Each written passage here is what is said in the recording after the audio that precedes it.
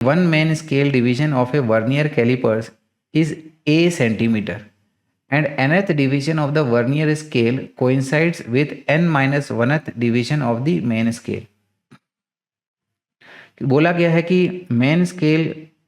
Division जो है vernier callipers का ये हमारा a सेंटीमीटर का है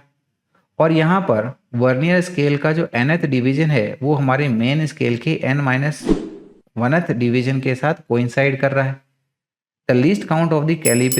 कैलिपर्स इन मिलीमीटर इज, तो इस वर्नियर कैलिपर की लिस्ट काउंट कितनी होगी ये हमें बताना है।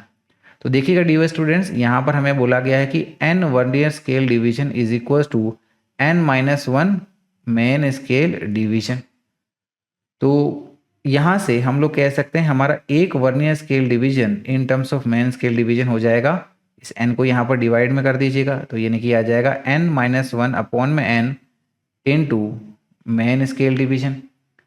लीस्ट काउंट की बात हो रही है तो लीस्ट काउंट जैसे हमें पता है it is your 1 main scale division minus 1 vernier scale division होता है इज इक्वल्स टू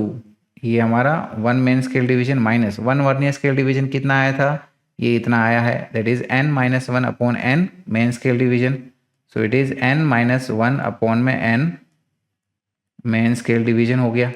एलसीएम ले लीजिएगा तो ये बन जाएगा n minus n plus 1 upon में n